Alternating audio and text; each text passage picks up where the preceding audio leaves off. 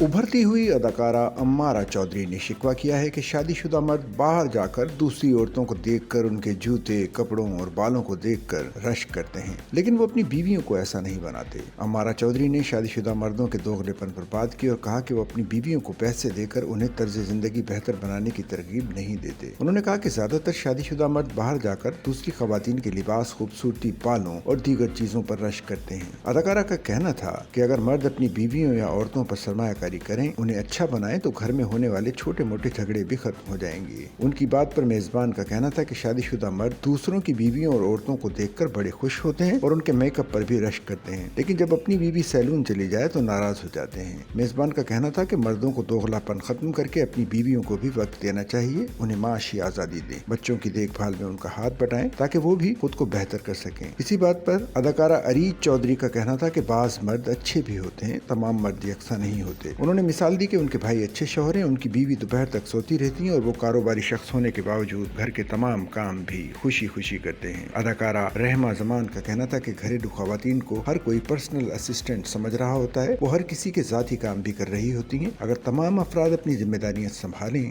और खवातीन को आज़ादी दें तो भी मामलात बेहतर हो सकते हैं।